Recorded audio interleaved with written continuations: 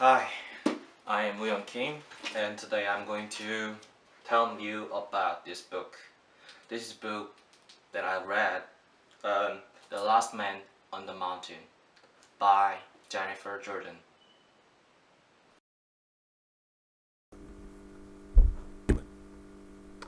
As you can see, this is a tomb, and this tomb is Julie Francis' office.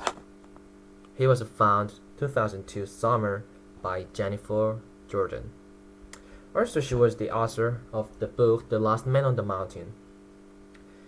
So, 2002 summer, Jennifer Jordan made her first trip to this mountain K2.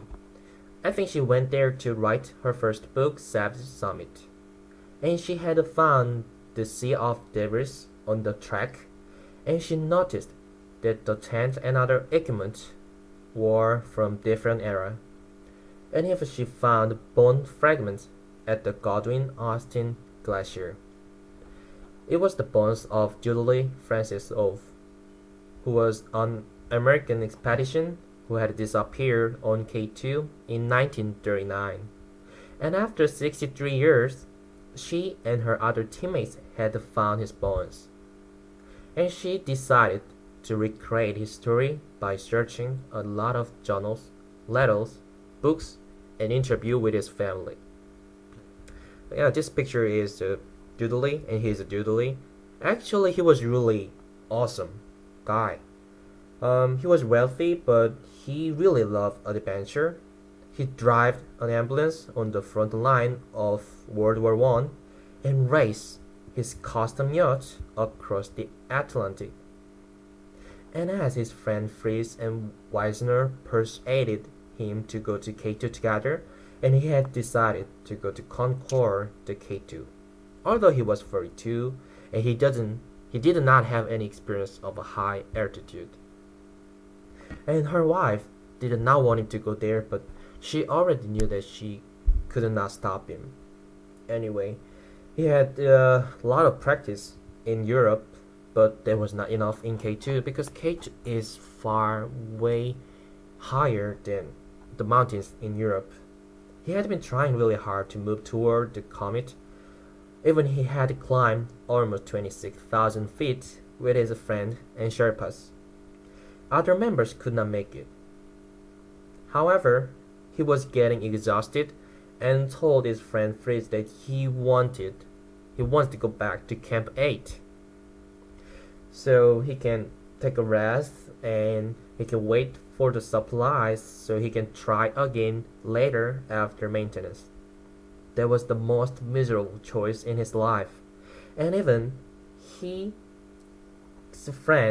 friend never argued about that. You know, because he knew that Doodly made him slow move forward, so he let him go just. So Doodly had to stay in Camp 8 by himself, and he was getting dehydrated and exhausted and suffered a high altitude sick. But the supplies and other members did not come to the Camp 8 because 4 Sherpas were dead on their way to rescue that Doodly, and eventually Doodly had to pass away there. For over 60 years, the author said everything is mystery in terms of the death of Doodly and other 4 Sherpas and what happened up there. So everything was recreated by Jennifer. Okay, comparing of my book to adventure experience in my class, I would like to say that we never leave our fallen classmate to behind. You know, in the book, the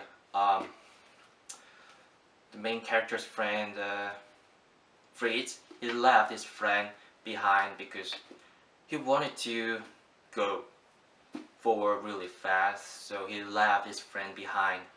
So it made his friend die. But in our class, when we went to Henry Cole Mountain, we had one friend.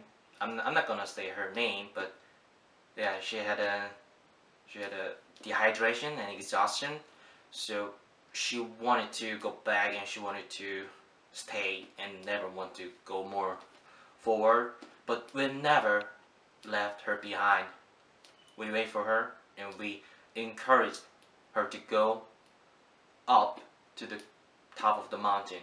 So, I'd like to say that the difference between the book and our experience is we never leave our fallen friends to behind. Yeah, that is the really big difference. And also, when it comes to my personal adventure plan, I'd like to go to South America, and I'm leaving next week. I'm going to Peru, Bolivia, Chile, Argentina, Brazil, and Colombia for more than 30 days. So yeah, that is my adventure. But you know, my adventure definition of my adventure is that when I want to go, I just go. If it makes me excited and my heart beats, that is my adventure. If I can dedicate myself to something that I want, also that is the adventure of my definition. So this is the end of my presentation, and thank you.